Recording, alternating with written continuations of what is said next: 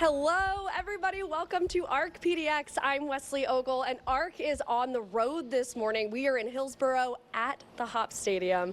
ARC, as you may already know, stands for Authentic, Relevant Community. So we are going on the road to your community to dig into the stories that are authentic and relevant to you. Hillsboro is the home of many high-tech companies, giving it the nickname Silicon Forest. This morning, we are taking a closer look at where the city is thriving and where it can still improve. Plus, we're gathering all your hidden gems, and we will be highlighting them as the show goes on. We've got a lot of guests joining us live this morning, including Beach Pace Mayor of Hillsboro, Seth Hoiland, spokesperson for the Hillsboro Hops, Deanna, President and CEO of the Washington County Chamber of Commerce, Harrison Butler with Hillsboro Downtown Partnership and HART Theater. We've got Travis Reiman, the Superintendent of the Hillsboro School District, Kevin Barton, Washington County's District Attorney, also Connor Stowe with the Next Level Pinball Museum, and Jason Kupper, owner of Twisted Gyros. Plus, we've got even more, Wombacher, President and General Manager of the Hillsboro Hops, and finally Destin, the Executive Director of Hillsboro Farmers Market. We are also preparing for a big weekend. It's Labor Day weekend coming up here, so meteorologist Rhonda Shelby is standing by in the studio. She's tracking her local forecast, and we're going to check back in with her in a couple minutes for a very localized forecast for Hillsboro. But right now, I'm going to bring in the mayor. Mayor Beach Pace, come on in here. Thank you so much for joining me this morning. Sure, thanks for having me. I appreciate it. Of course, and this is the perfect place to meet the mayor because I hear you're a massive Hops fan. I'm a pretty big Hops fan. I was here last night. I'll be here tonight. Absolutely. Yeah, we even asked her. We're like, we thought you were going to show up in a jersey, but you didn't because why? Well, it's kind of sweaty from last night. It was a hot one last night. Okay, I want you to introduce yourself because you 8 months ago became mayor, so there may be people here who are not familiar with you. What are your goals? What are you hoping to accomplish? Tell us about yourself. Sure. So I had the honor of serving on council for 6 years prior to becoming mayor. Before that, I was on Planning Commission, so I was elected last November and I was sworn in January. Some of the things I'm really proud of is that we've done some good work on affordable housing, and one of my priorities is housing in general. Make sure we get enough housing units up, and I think we'll be talking more about that later. Yeah, I actually will ask you about that right now. The year-round shelter is almost complete. Can you tell us about that? Yeah, we're really excited about that, and I think it's a testament to the importance that Hillsboro puts on making sure that everyone is taken care of. And so the shelter is going to be opening by the end of this year. It was started in January of this year, so it's been really fast. Wow. Yeah, so we're going to be having 75 beds for folks that are experiencing homelessness or houselessness. And I'm going to look at my notes here, but the funding was pretty diverse too. Okay. Hillsboro believes in collaboration, and so we had $8 million of SHS funds, we had $5 million of city funding, $2 million of state funding, and $850,000 from the Department of Housing and Urban Development, and that was stewarded by Representative Bonamici. Oh, okay. Yeah, so we're really excited about that. And I'm really proud of the fact that we've done it so quickly, and that we've done it in collaboration with Washington County and others. Yeah. So, yeah. And I also understand that there's a new affordable housing development coming, and we just heard that the City Council approved a selection for a developer for that. Yes, we did, and I'm very excited about that unit or that project. It's going to be at PCC Willow Creek at the Park and Ride there. There's an extra space there, so we're going to have 117 units that are going up, and so it's right near the max, which is incredible. And what I love about it, I love many things about it, is that we're going to be working with Mercy Housing Northwest and also IRCO, the Immigrant and Refugee Community Organization, to make sure that we're serving all members of our community. And the other thing about it is that we worked with people to understand what do you need in a housing, facility, to make sure that we have the amenities that are going to that they want. And so there's going to be really neat. On the bottom floor of this facility, there's going to be 2 classrooms, early learning classrooms, that are going to be serving about 40 kids.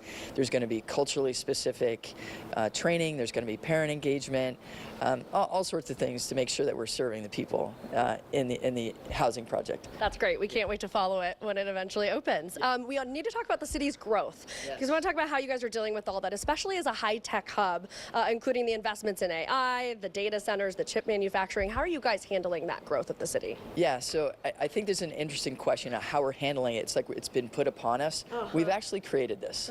We want growth. We want to make sure that our community thrives. And so that has to do with housing, right? That has to do with economic development, and that has to do with the amazing services that we are able to provide because of the housing and the economic development. And Hillsboro is an economic and I would say a technology hub. We're a global hub. And a lot of people don't realize that the research and development that's going on here is unprecedented, or it's not really matched anywhere else in the United States. And a lot of people don't realize that. We have incredible expertise here. We have incredible technology here. And I think there's room for more growth. And what I mean by that is we have businesses asking to locate here in Hillsboro. They've heard about us. They want to bring their employees here. And so what we need is more land. We need to make sure that we can have space for them to continue making sure that we have jobs and supporting other businesses that are in the supply chain of that technology. So I would say we're doing quite well. I definitely want to ask you about Intel, just because I mean that's kind of like the big elephant in the room. There's a lot of changes there. How are you guys dealing with the layoffs, the downturn of Intel, and maybe even just changes on the horizon? The Trump administration obviously taking a lot of interest in Intel right now. How are you guys talking about this? Yeah, well, the first thing is, Intel's going through something right now, right? And I feel for them, and businesses throughout their life cycle wax and wane, right? It's a normal thing.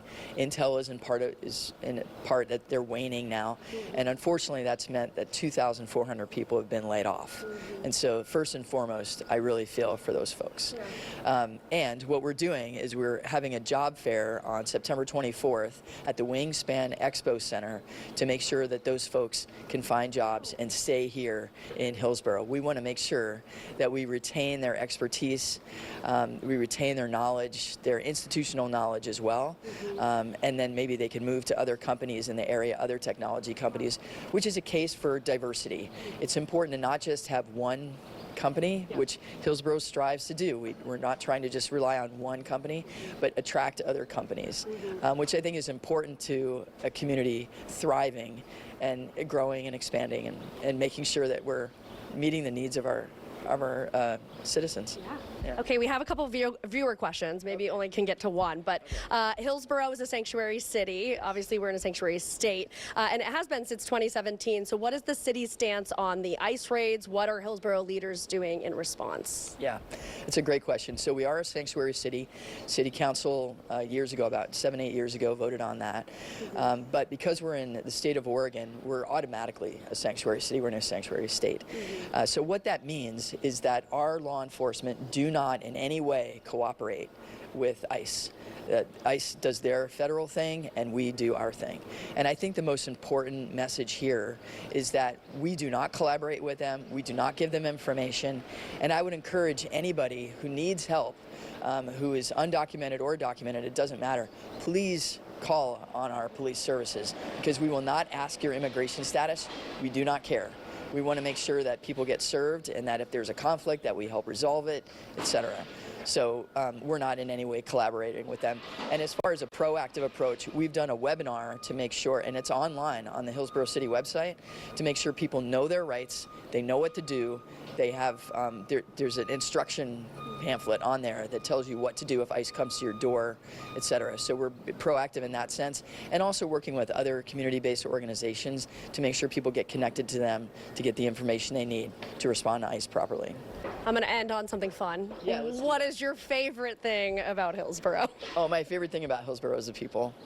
Yeah, when I first came up here to move into the area, my wife and I were walking around, and what struck us most was the friendliness of the people. I was in the military. I'm a veteran. I've lived a lot Thank you for your service, by the way. Sure thing.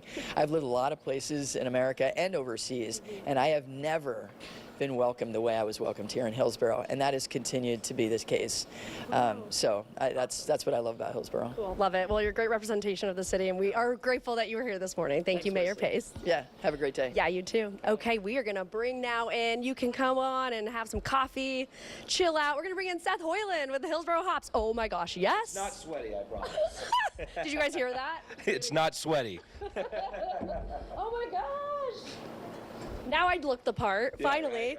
Right. Do we need to bring in another friend who we have here too? I think we need to bring someone in. Barley, come on in here. Look who we've got here. We've got Barley. Okay, Seth, you are a big deal with the Hillsboro Hops. You're one of the broadcasters. You work here a lot. Yeah. How are you feeling with only, what, like 6 games left of this season at this stadium? Yeah, it's been an incredible ride. I've been here since 2022, so seen a lot of baseball here. We play 132 games a year. I get to go on the road a lot with the team, which has been awesome, but nothing's like this place we have here, and across the way is going to be even that much better. Yeah, so we have 4 home games remaining tonight through the weekend, kind of celebrating the current ballpark, and then we'll be opening up the new one starting next year. Yeah, let's actually show you guys that. Evan, our photographer, is going to turn around, and you may be hearing the construction going on. There's a lot of people on site this morning. That construction's getting moving. What are you most excited about this new stadium? I'm most excited about the fans seeing what the stadium is going to look like. Again, you can look at it from the outside, and it looks incredible. But when you actually go in there, we were able to do a couple tours that have been absolutely fantastic. You really feel the magnitude of it. And obviously, we want it to be a fan-first place, something that everybody in the community is welcome at. We have different price points that can suit really anybody, an $8 general admission ticket, all the way up to premium spaces. So it's going to be a really, really unique space that is truly for everybody. I love it. Okay, I'm going to grab these really quickly as Evan comes back around, because this is kind of cool. Really quick, we have like 15 seconds left. But if you put these on, this is something people can do here and get an idea of what that's going to look like, right? Yes, they sure can. So the VR goggles show you what the new ballpark will look like. We've been able to show our ticket holders. They can select their seats through what you're doing right there. Yeah, you can call our office if you want to do that. It's really cool. Whoa! Okay, guys, I'm like looking at the ballpark. Whoa! Okay, this is so cool, guys. I got to read a tease, so I got to take these off. Seth? I'll take them. Barley, thank you so much for being here. Can you see enough for a high five? Thank you. You guys are great. Thanks for having us as well. All right, coming up, we've got so much more here on ARC PDX. We are digging deeper into the successes and the challenges Hillsboro businesses are seeing right now. So we will be talking with a community leader and the Hillsboro Chamber of Commerce. Let's start with Deanna Palm. Come on in here. She is the president of the Washington County Chamber of Commerce. Thanks so much for joining me this morning. Good morning, and thank you for having me. Of course. Okay, let's start basic. What is a Chamber of Commerce? What do they do, and why is it so important for a county to have one? Well, certainly we're the voice of the business community. We provide assets, resources, support, business education for all size businesses, but especially small businesses, new entrepreneurs that are getting launched and starting their businesses. We can help support them, and definitely from a policy perspective, we help lend a voice to the business community in terms of helpful policies that will make it easier for them to thrive. Are there certain types of businesses or business owners that you guys are like hyper focused on right now? I would say the small business community, which is, it's a tough economic climate right now, and making sure that they have the resources that they need to survive is absolutely a priority for us. What sort of programs do you guys put on throughout the year for these small business owners? We do a small business solution series workshop every month, and that can be related to tax opportunities, to growing your business, utilizing AI in your small business, those kinds of things that are super important to business to be able to have that information so that they can take that to their business and grow. Well, I know you know a lot about the area because you have been the president of the Washington County Chamber of Commerce for 24 years, you guys, so she knows what she's talking about. You probably have like the broadest idea of the identity, the makeup of the businesses that are in Hillsboro. Can you tell us about that? Like, and how's their health? It's not just Intel here in Hillsboro. That's correct, but we are, fortunate to have the largest private sector business in the state of Oregon located here in Hillsboro, but we also have home-based businesses and everything in between. So it can be, restaurants and hotels and you name it, and we have that here. A lot of diversity in our business community as well. I'm sure you talk to a lot of these business owners. What sort of issues or challenges are they telling you that they're dealing with in Hillsboro? Well, I think definitely just in general, business loves certainty, right? Tell me what it's going to take, and I'll make sure that I've built a business plan where I can execute that. There's not a lot of certainty happening right now, so cost of goods sold, it's really dependent upon what the tariff looks like. If they happen to be, needing to pay for that tariff, how do I price my goods so that I don't lose customers, but I can also make my rent payment. Yeah. What have you seen? Have you seen any efforts from the city, the county, the state, federally to help these businesses out with these challenges? Well, I think certainly the city of Hillsboro has done an outstanding job in terms of economic development. Washington County is known as, the economic engine for the state of Oregon, and that's really important. And I would have to say that, the state really needs to look at some policies, and I think it's really important for them to look at how they can make it easier for businesses to grow and prosper here. Quite honestly, I think sometimes the state of Oregon really looks at tolerating business as opposed to celebrating business. And in an income tax-based state, that's worrisome. Data centers is a really big topic of conversation across the country, and especially here in Washington County, because Hillsboro has about a dozen major data centers and there's several more under construction. We hear a lot from our viewers. We got this question a lot about the fear of the water supply and the infrastructure issues when it comes to the growth of these data centers. So what's your response to their concerns about this? Well, certainly Hillsboro's proximity to the Trans-Pacific fiber optic cable is important, and it's vital. And of course, access to technology, the growth of technology, the utilization of technology is definitely important. It's, it lends itself to our high-tech sector we have here in Hillsboro. Definitely, residents' concerns are valid. And I think it's important to also note that the data centers, are doing a lot of R&D, research and development, to ensure that they're doing things better, more efficiently. It helps their bottom line, but it also helps their impact on the community. So things like a closed-loop cooling system that regenerates water and those kinds of things are being implemented right here in the data centers here in Hillsboro. Okay, I'm sure that'll help people feel a little bit more at ease about it. We were specifically asked about the 10-acre Jupiter Blackberry Grove battery storage facility. It's proposed near West Union Road. A viewer was wondering why there's no public hearing about it. Do you have a response to that? Well, I would say that that's in unincorporated Washington County, not in the city of Hillsboro. Just since you're in Hillsboro, I want to make that distinction. No, that's great. Great to know. Thank you. Yes, for your viewers. It's my understanding that the permit process and development process that they're going through doesn't require a public hearing. Okay. All right, let's end on a fun note. Since you've been here for a while, what is your favorite thing about Hillsboro? What are some of your favorite things, or favorite places to eat or go, or things to do here? Well, I hate naming names because I'm going to leave something out, but I will have to point out, Jackson Bottom Wetlands, a 700-acre nature preserve right here in the city of Hillsboro limits. It's a beautiful place to go bird watching. It's a beautiful place if you're just looking for a bit of respite and quiet and silence. I would say the Hillsboro Hops baseball, anytime you can catch a game, it's fun, it's exciting, it's family friendly, and you're always going to have a connection in the community that's here, that you can see our mayors here all the time. Yeah. It's really fun. And so those are just a couple of things, but definitely we have a robust park system, and so if you have an opportunity to go through any one of our parks, you're going to find that it really is, it speaks to the neighborhood it's in, and you'll see folks out and about all the time. And before we let you go, I did hear that you're set to retire. Is that in December? So very soon? It is in December. How are you feeling about that? What are you going to miss the most, I guess, about working for the Chamber of Commerce? Well, I think definitely being able to work directly with the business community to help support small businesses, to see someone's idea and inspiration come to fruition and see them be successve and know that there's, a lot of sweat equity that has gone into that, both from a personal finance perspective, that they put forward and that they've entrusted our community to do that. That's really rewarding, and I'll miss that a lot. I'm sure. Deanna Palm, I hope we could have you go out on a high note here. Absolutely. Congratulations on your retirement coming up, and enjoy it. Thank you so much. Thank you for joining us. Okay, you can go hang out. I am going to bring in Harrison Butler now. Come on in here. He is the executive director. Hello. Hello. Hello. Hi. Nice to be here with you, Wesley, on this beautiful Hillsboro morning. I know, it's so nice out here. He is with the Hillsboro Downtown Partnership, and you're the artistic director at the HART Theater. That is correct. Which is awesome. Okay, so I think first we need to just let people know what the Hillsboro Downtown Partnership is. What do you guys do? The Hillsboro Downtown Partnership is your local nonprofit Main Street organization. We're a part of the National Main Street Network, and our job and our mission is to make downtown Hillsboro a thriving, more welcoming and vibrant place to be.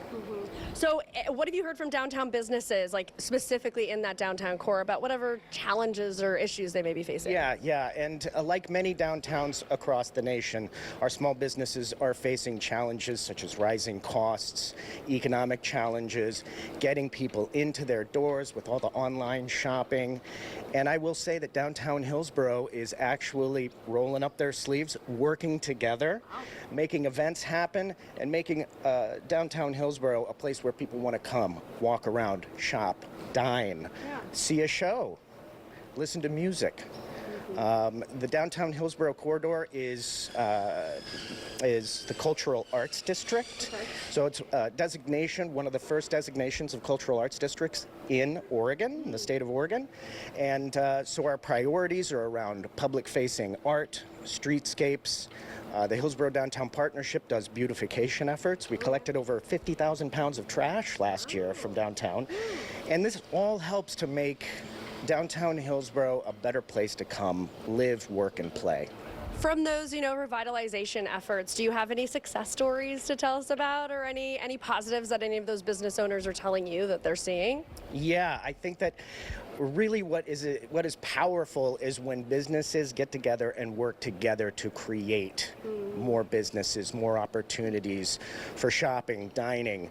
Wineries are getting together and they're having wine walks and sip-in shops. And I think, that's what the Hillsboro Downtown Partnership is here to support and encourage and make sure that we're all working together to roll up our sleeves to make this place a place where people want to come. Yeah. I know you're super passionate about HART Theater. Tell us about HART Theater. What kind of programming and shows do you guys have coming up? Well, HART Theater has been around for 31 years. We're about to open our 31st season with Doubt, a parable. Yes, we do a mixture of classics and musicals and new works. We have 2 brand new works coming to HART this year and this season. And we also host the Fertile Ground Festival, which is a Portland-wide festival where we do 10 to 11 new works in succession, about a 2-week period of time. So it's a very exciting time for HART. We have packed houses. Get your tickets now because they are going fast. And go out to dinner in downtown when you go see a show. Go out to dinner, go see a show, go listen to some music afterwards, do a little shopping. Yes, do all the things. Yeah. In your opinion, from what you've been seeing, what still needs to happen or what needs to be in downtown or the support that downtown needs to thrive or to continue to thrive? Yeah, to continue to be thriving and vibrant, what the community needs is investment. Right, Wesley? I mean, for anything to be successful, you need to invest in community. And the city staff, our elected representatives, they understand the importance of investing in that community. Giving nonprofits, not just for us, but there's a lot of nonprofits downtown that need the support. Small business support, grants, and that's where the Hillsboro Downtown Partnership is so effective. Is we can get grant money through national, federal, where they wouldn't otherwise be available to just city-funded aspects. So that's what I think is really important, is the investment in community, bringing volunteers, artists, members of the communities, dignitaries, elected representatives, everybody coming together to make it shine. And final question, what's one of your favorite things about living in Hillsboro? Well, downtown Hillsboro, Wesley, what are you talking about? That's my favorite place. That is He never leaves downtown. Yes, I never leave downtown. In fact, I'm in downtown right now. I've got several versions of myself. But yeah, the Hillsboro Downtown Partnership's right across the street from HART, so I'm just back and forth. But the people downtown, that I like to refer to downtown Hillsboro as the living room of Hillsboro. It's where everybody comes together and has fun, relaxes, and enjoys the city that we all love. Well, we'll come visit you there, Harrison. Thank you so much for being here this morning. Appreciate it. Downtown. Yes, we will. We are on the road today in Hillsboro, so we asked all of you and some people on the street about some of your favorite parts about Hillsboro and what hidden gems you've discovered in the city, as well as some of your favorite places to hang out. So here's some of those. And I love the multiculturalism. Lots of And it's not just Spanish, just a lot of multiculturalism. I love the Tuesday night market. I love the Saturday market. I love the Friday night bites. It's like a party all the time in the summer. It's vivacious, it's vibrant, and I'm like 63 years old, so I think the older we get, the more we need stuff like this. We're starting a strong towns movement here because Hillsboro actually has the bones. We've been here for about 5 years, and one of the favorite places we go to is the Meeting Place. Their lunchtime special is really wonderful. It's a local butcher. They process their own meat. You can get, I don't know if it's whole milk, but you can get fresh milk, fresh eggs, but their lunch special is pretty good. I'm a watercolor artist, and they have a really cool shop called Colors. Which is spelled the British way, so I'm from Great Britain, and it's spelled Colours, and they have a great selection of artist supplies, which I enjoy. There's a fabulous array of restaurants and shops that are available here. It's just amazing the kind of, sales one can find and the variety of simple things that are out there for people to shop through and whatnot.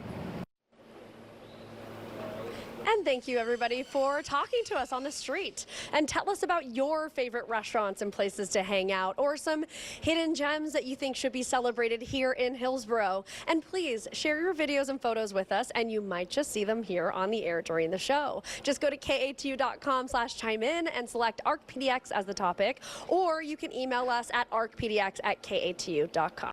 I'm going to bring in Travis Reiman. He is the superintendent of the Hillsboro School District. Good morning, Travis. Good morning. Thank you for having us. Thank you for coming out to Hillsboro and highlighting the leaders of our community. I appreciate it. This has been great. I'm learning so much. I love it. I know you've been involved in the school district for a long time. What is your favorite thing about the Hillsboro School District? I've been here for 23 years, and the reason that I live here with my family is the diversity of the people and the diversity of the industry here in this area. If you grow up in Hillsboro, you can be who you want to be and find your talents and then be a contributing member of this community. We have a really supportive school board, very active at the state level and the local level. We have a schools foundation that supports our schools and our teachers with innovation grants. And then we have a bunch of partnerships with the industry leaders around here where they support our students with internships and apprenticeships, and they advise our teachers on how to make their curriculum relevant. So I just love the partnerships and the way that the community wraps around the schools. That's great. From all the years that you've been involved in the school district, what have you seen, like, change-wise in the students, the community? What have you seen? We've seen the diversification of the community. I don't know if folks know, but Washington County is now more racially and culturally diverse than Multnomah County. We've seen the evolving needs of students, since the pandemic, and we know that students have more mental health needs now than ever, and so we're adapting how we serve students. Yeah. We've invested more heavily in multilingual education. We have more than 3,000 students now involved in dual language, where they learn Spanish and English content every day at a high academic level. We've invested in preschools because we know that early learning is so critical for success later in school. And we've developed a bunch more career pathways. We've really diversified the pathways that students have access to in terms of their career aspirations and academic trajectory. So I've seen those changes happen, and I've been part of all that work, and we're super proud in Hillsboro to be leading in that way. There is a fly flying around us. I'm so sorry. It is so strange. Yeah, we'll just have to knock it out of the way when we're doing that. I know, right? We're in nature, totally, at the Hillsboro Hops Ballpark. Okay, so those are a lot of the successes. What are you working on improving, specifically going into this next school year? We are going to improve supports to students, and this week our teachers call every student in the district and ask their families, what are your needs? Are your basic needs being met? What are your academic needs? So we make that connection early, and so that we can improve service to students. We're also in a process of stabilizing now after large budget cuts. We cut $20 million from our budget last year. Our cost of doing business is outpacing the revenue that comes to us, and so that means that we need to downsize. We eliminated 75 teaching positions, and that means that teachers were involuntarily transferred to new schools, and so we're stabilizing right now. Teachers are finding new homes at new schools. They're opening schools with students coming in and getting to know them and building that school community. So that's the theme for the year, is stabilization and good service to students. I'm assuming this is going to help with that. You want to talk about a bond that you'd like to put before voters next year. Tell me about this and what it's expected to do.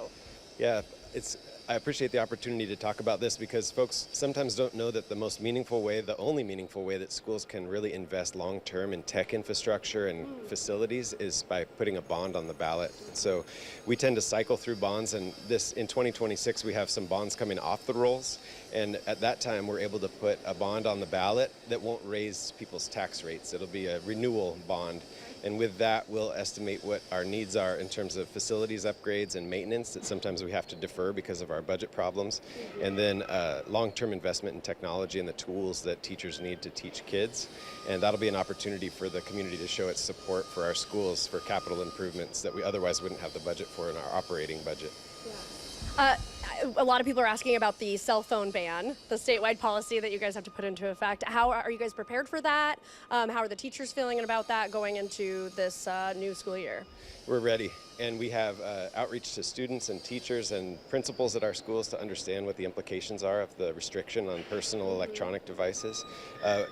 K through 8, this is no big deal. Students have had their cell phones off or away or not at school all this time. At high school, it's a little bit of a change. Students used to be able to access their phones at passing time, at lunch, sometimes in classrooms for educational purposes. So this will be a change for teachers in the educational environment, and it'll be a change for students in the hallways and at lunch, but they're expected to keep their phones off and away, in a backpack, in a locker, in their car, at home. Students won't be allowed to have their cell phones on their person or be accessing them bell to bell, just like every other school district in Oregon. Okay. All right, so you guys are prepared. Really quickly, just because I think this is so cool about you, that you're bilingual in English and Spanish. You've been a passionate advocate, as you've said, for bilingual education. But, you know, with the federal crackdown on immigration and especially a lot of focus on Spanish speakers, what is the district doing? How are you guys responding to make the community feel safe? Thank you. I am an advocate for bilingual education. I don't take it for granted that students are able to maintain their language assets when they come to school, but we speak 150 different languages in Hillsboro. We have hundreds of students getting bilingual seals at the end of their graduation on their diploma. And that's more than just Spanish and English. But we do have 3,500-ish students in dual language in Spanish and English. We also have a bunch of resources on our Safe and Welcoming Schools site for families who are facing immigration challenges. We continue to reiterate our value that students are safe and welcome in our schools, regardless of their status, regardless of their identities, and we serve all students in this community. I think it's really important that our community partners also believe the same. We serve students from all over the place, and their stories are different. We want to serve them here in Hillsboro, and we want this to be a diverse community, so we're protecting that value. Very cool. So great to meet you. Travis Reiman, Superintendent of the Hillsboro School District. Really appreciate you being here. Thank you, Wesley. Of course. Okay, we're going to switch you out with another tall person. Why do I keep getting stuck with all the tall people? Kevin Barton, Washington County District Attorney. It is such an honor to meet you. Good morning. It's great to see you. Thank you for having me. Yes, thank you. I'm sorry you have to look down so much That's on okay. me. Okay, one of the big things that we always talk about with Washington County this year is retail theft mission. At the beginning of the year, your office launched a pretty big campaign to combat this. So tell me how it's going, what are the successes, maybe some of the challenges, and maybe what you see for the future of this. Yeah, it's going really, really well. So what we did was we partnered with all the different law enforcement agencies around the entire county. So that's Hillsboro Police, Beaverton, all the different cities, and the Sheriff's Office. We got together and we decided to take a coordinated effort to really address retail theft. That's people that go into stores and steal and make customers feel unsafe, workers feel unsafe, and make it hard for businesses. So we've got a pretty well-deserved reputation in Washington County, both among businesses and criminals, as a place where crime is not tolerated.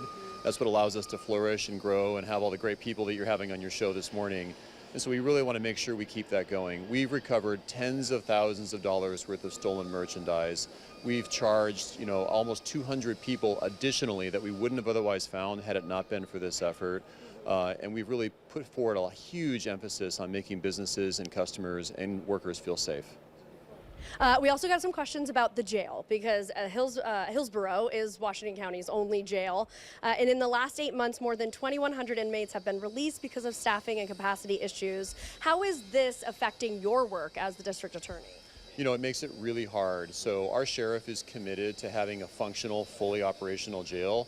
And one of the challenges is making sure we have enough people to be working at the jail, enough jail deputies, and making sure our jail is large enough. And so what we see right now is our jail is not able to meet the needs of our community, and so we're working hard to increase that. The sheriff is working on this every single day. If we don't have a functional, fully operational jail, when people call police, for a criminal, when there's an arrest that needs to be made, there's nowhere to take them. Or if they take them there, someone else has to be released. And that's what leads to so many people being released because of overcrowding, and that has to stop. I want to talk about the proposed public safety levy, and it would increase the property tax by 19 cents. Is that expected to help with the jail issues? If it is, if it's not, or what else is it expected to do? It is, absolutely. Well, let me start by saying no one wants more taxes, myself included. I live here and I'm just like everyone else, but we need to make sure that the resources we have to address the growing criminal justice challenges are increasing with the community need. So what this tax would do, we've had this tax for about 25 years now, so it's not a new idea, but it's an increase. It would increase by about $6 a month for the average homeowner, and it would make sure that things like our jail, our response to domestic violence, our response to child abuse, that it meets the needs that we have in the community, and we can address those needs.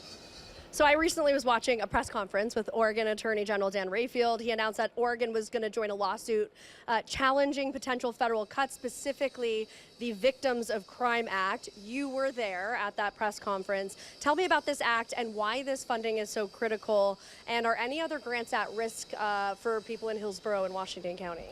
Yeah, so the Victims of Crime Act is a 40-plus-year-old federal law that gives money to states to help out crime victims. These are people fleeing domestic violence, child abuse victims, victims of violent crime. And victims are the innocent people in the whole system. They're the people that we really need to make sure we're protecting and serving. And what's happening now is those federal grant funds are no longer coming free and unattached. There's conditions that are applied to those that really make it hard for Oregon to say yes because it conflicts with Oregon's laws. And so victims are caught in the middle of this larger national narrative that's getting caught up with immigration issues. As a prosecutor and in law enforcement, all we want to do is make sure that we can keep our victims safe. And unfortunately, they're the collateral damage in this larger national debate. Really quickly, in one word, what's your favorite thing about Hillsboro? The people. Perfect. DA Kevin Barton, thank you so much for being here. Really appreciate it.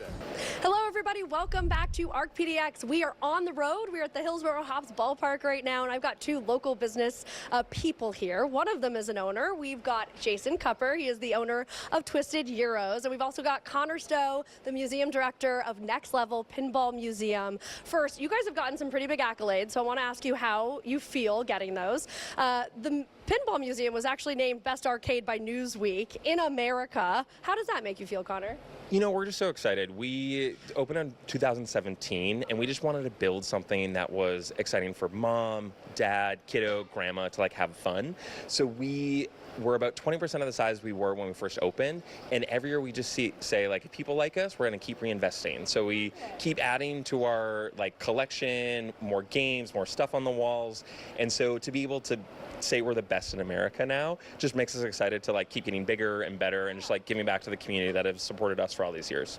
Very cool. And Twisted Gyros was ranked second place on Yelp's list of 100 best places to eat in 2025. Congratulations. What does this mean to you as the owner? It was quite a surprise to be on that list, and it's a blessing for sure. We started as a food truck in 2019, so it's been a little bit of a journey, and we transitioned to a brick and mortar restaurant here in Hillsboro just about a year and a half ago. So just like Connor said about Next Level, it's a journey that's paid off, and we appreciate the recognition from our local community here in Hillsboro, but also I guess across the country. And for people who maybe haven't eaten your gyros before, tell me a little bit about the business. What kind of stuff do you have? What do you do? We're a small family-run business, so it's myself, it's also my wife, chef and co-owner, Weedy Kupper, our two daughters, Sophia and Bella. They help out. We have an incredible staff. We serve globally inspired dishes from around the world. So we have pita bread wraps we call gyros. You could say gyros, gyros, whatever you want to say, but we say gyros, Twisted Gyros. We have salads. We have saffron rice bowls. We have loaded French fries with feta, house-made hummus.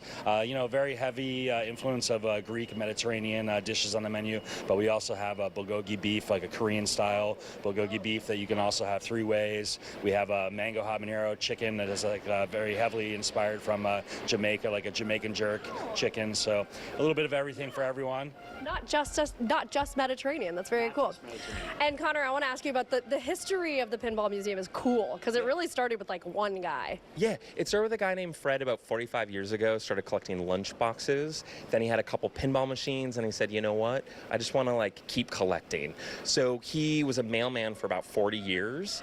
And so he had to know the lunchbox collectors across the country. So, 25 years ago, the internet didn't exist. So if you collected Star Wars, Spider-Man, My Little Pony, whatever your collection was, you used to have to like donate to Goodwill, throw it away, have a garage sale. Fred was just the guy in Hillsboro that would say, I'll give you $50 and I'll come pick it up from you. And then he just traded, the My Little Pony collection he picked up from you, and he would trade with the guy in Texas for a rare lunchbox. So he just did it for 4 decades, like collecting different toys and collectibles, and then his son and daughter-in-law got involved, and they were really involved in pinball machines and arcade games. But it just started how all collectors start, wanting one more, and then pretty soon you've got 30,000 pieces on the walls. So cool. I love how that place started. Okay, I want to talk about the issues of having a small business in Hillsboro. What challenges or issues have you experienced? Oh, one of the things is just like figuring out for us, who is coming in, who's your target market. What I love about Hillsboro is it's like, I came to Hillsboro actually in 2020 for Next Level. And so I hear a lot of people talk about Hillsboro. When they grew up, it was, farm country. And really like getting beyond the idea of like, Hillsboro is like this really cool, vibrant community that is so many different things. It's delicious food. It's awesome entertainment venues now. We've got, sports, pinball, Topgolf, like you name it. There's just so many cool things to do. So I think allowing people the opportunity to come from different parts of the metro area has been really interesting about educating them. Like Hillsboro is a cool spot to be in. What about you, since you're an owner of a small business and you just made that big transition from food truck to brick and mortar? What would you say are the issues or challenges of running a business like that here in Hillsboro? Sure. There's definitely, we've all been through challenges in the past with, COVID, pandemic, things like that. Maybe supply chain issues are something that we deal with as a restaurant owner. Trying to find your product consistently is always a little bit of a kind of a pivot sometimes. But for the most part, like Connor said, we have the support from the local community, Hillsboro. We wouldn't have opened the restaurant if it wasn't for the feeling that we got from our regular clientele that we should take that plunge and open the doors to the restaurant.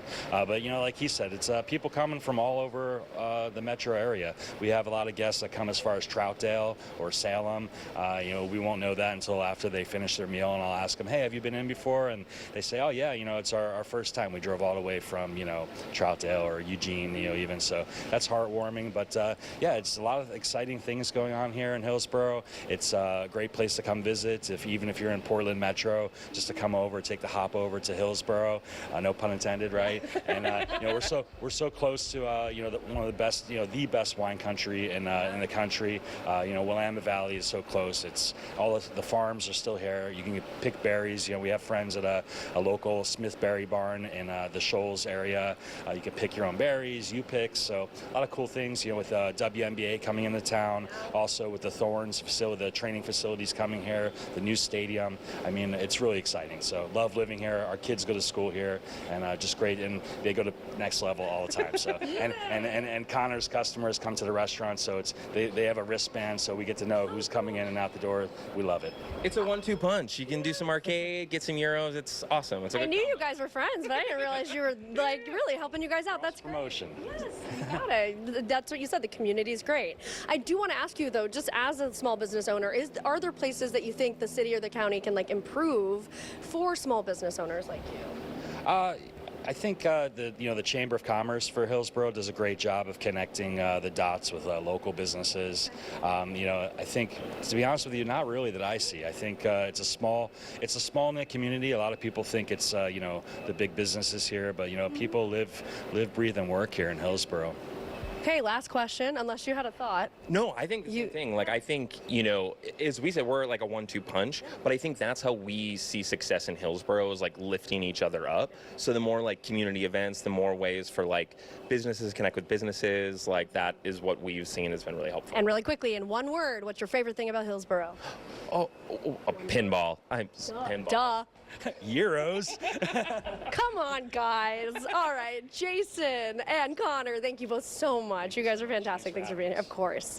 We are talking with the president and GM of the Hops about the latest they have going on. We're also going to have a community leader of some nonprofits joining us right after that. So first, we've got KL Wombacher, the president and general manager of the Hillsboro Hops. Thanks so much for having us here this morning. Well, thank you for coming to our home. We appreciate it. It's been a lovely morning here. Okay, so since we're standing in the, I don't want to say it's the old stadium, but it is the old stadium, and we all love it. What are some of your favorite memories of this stadium? I remember opening day 2013, just a wild day, chaos everywhere, new stadium. We had seats we sold that weren't there and all that kind of fun stuff. So opening day was pretty magical. And then our championship in 2014, we had an all-star coaching staff with Mark Grace, Doug Drabeck, J.R. House, all in the big leagues. And to win a championship here in front of the home fans was incredible. Awesome. Okay, so from the present and the past to the future, I'm going to have Evan Bell, our photographer, swing around because literally right across a tiny little parking lot is the brand new stadium that is currently being built. You guys can see all the workers there. Tell me about the timeline. Are you guys on track? When is this expected to open? What should people know? Yeah, Mortensen is our contractor. They are cranking right now, about 120 people on site every day. It's wild to see the change every day. On track for December 18th to finish and hand us over the keys. So we'll get a couple weeks to move in and up and running in January. Cool. And I know you guys have a fundraising event that you're going to hold there. Tell us about that. Yeah, so our first official event will be February 28th for our nonprofit. We do a banquet every year for our charity, and we're going to host it in the new club space. It's a 9,000 square foot banquet space. Oh yeah, Seth was telling me about it, and it's so much bigger than what you guys have right now. It sounds exciting. What are you most excited about, or like what are maybe the biggest changes that people will notice at this new ballpark? I think the biggest change is going to be, this is going to be like a major league venue. So from a quality standpoint, quality of experience standpoint, you'll be able to put it up against any major league stadium in the country and have a very similar experience. So our goal was build a major league facility with 5,000 seats, and I think we're going to achieve that. Wow. Really quickly, because one of my favorite things about this stadium now is you guys have a great selection of food and drinks and lots of great local stuff. What's going to be over there? All of that will continue, and we'll throw some gasoline on it. So our food and beverage team does a phenomenal job, but we don't have a single full kitchen. Next door, we're going to have 3 full kitchens on the concourse level and a 3,000 square foot catering kitchen on the service level. So we'll give them the infrastructure to really showcase what they can do. Yeah, I can't wait to see that. Also, I heard that you guys are going to be able to host concerts and like bigger events over there. Sounds like a really big deal. Yep, we just purchased our stage last week, as a matter of fact. So we have the best mobile stage that money can buy that we can bring onto the field, have a concert. We can be up and running in about 10 hours, so we expect to do a lot of really, really cool first-class concerts. What do you think all of this new stuff, especially, those concerts and events, is going to bring to the city of Hillsboro? Well, as we know, Hillsboro is the place to be. I mean, the WNBA and the Thorns saw it, bringing their practice facility out here, this incredible new venue. The city's growing. It's been growing ever since we moved here. We've got great companies here, great quality of life. So, we just want to be a big part of the entertainment side of things and bring people together. Have a venue where people come for a festival, a concert, a baseball game, whatever it is, but a place for people to gather. And I did have a question from a viewer. It was about the youth fields because they were asking what was they were removed, I guess, to make room for this new stadium. What's going to happen with those? Are they coming back? Yeah, so that's in the city's court as far as where and when to rebuild, but we pledged to pay for them. So we have a deal in our lease with the city to cover the cost of the fields, and I believe that's in progress, and hopefully we'll get done soon. And you mentioned you helped bring the Hops over here from Yakima back in 2013. You guys built this stadium. Now you're essentially doing that again right across the parking lot. What are some similarities or differences this time around? Well, probably the only similarity is we'll be playing baseball over there. I mean, this is it's not a comparison, this venue to the next venue. This was 15 million built in like 9 months. That's 150 million built in almost 2 years. We spent over a year. We spent more time on design than we spent building this. So it's going to blow people away. I mean, it's a first-class venue, major league quality venue. The leg room, the way it's oriented with shade in the seating bowl, the food and beverage experience, the 360 concourse, the beer garden, the club level is going to be incredible. So we're going to blow people away. And thinking of, the city of Hillsboro as a whole and how you've seen it really grow in the last 10 years, what do you see for the future of Hillsboro? I mean, the old saying, the future's bright, but I think, there's just a lot of investment happening in Hillsboro, whether it's semiconductor companies, it's industrial land, it's the WNBA, it's us, local businesses, downtown Hillsboro. There's just a ton of investment in Hillsboro, and we've seen a huge population growth out here with South Hillsboro being developed, and I think people are just seeing it's a great city, it's a great quality of life, you're connected to everything, great place to live. Any places that you can see that the city or the county could improve? Or, as someone who is involved in a really big thing here in Hillsboro, anything that you wish that they would be doing that they're not? I don't know that it's doing that they're not, but I think it's keeping the attitude of being business friendly and investing in the future. I think the city's done a great job investing in parks and rec and the recreation side, helping small businesses, but we need jobs. We're an income-based state, so we need jobs to support the state budget, to support local budgets.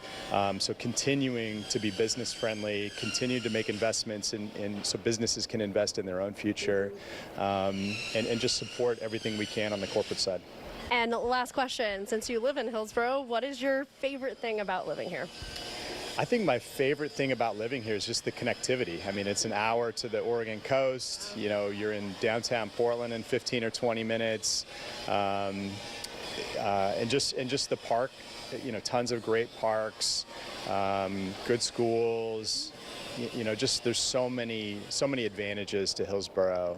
I've enjoyed living here for the last 13 years. And of course, the Hillsboro hops. Can't forget them. That's one of your favorite things, right? We're the best. Yeah, absolutely. We're the best. KL, thank you so much for joining us and having us here at your home. We appreciate it. Absolutely. Thanks for coming. Great to have you here. You're welcome anytime. Thank you. Okay, I'm going to switch you out. We're going to bring in Destin. Thank you. Destin Brown, come on in here. You are the executive director of the Hillsboro Farmers Markets and the Hillsboro Tuesday Marketplace. Thank you so much for being here. You're welcome. I'm happy to be here. Yeah, you know so much about this community, but I want to first ask you about these two nonprofits, because they're two separate nonprofits that you are involved in. Tell me about them. So the two nonprofits I run are the farmers markets, the Hillsboro Farmers Markets and the Hillsboro Tuesday Marketplace. Each of them has their own events. The farmers market obviously is a farmers market focused event. We have a Saturday, a Sunday, and a Wednesday market. The Tuesday Marketplace is more of just a community event, not so much focused on the farmers, but just a community gathering. We run Tuesday nights all through the summer, mid-June through the end of August. If we have to cancel because of heat like we did this year, we're going through September 2nd, so we have one more. Both of them, a partial focus of both of them is community gathering places. So that's what we're really focusing on, is getting people out and into the community. How big are these? How many vendors, how many people do you usually see at these events? Okay, so the Saturday market, we usually have anywhere from 80 to 90 vendors. Sunday, we're constrained by space, so we're at 50 to 60 vendors. Tuesday market, we have capacity for a lot more, but we've been running about 130 vendors.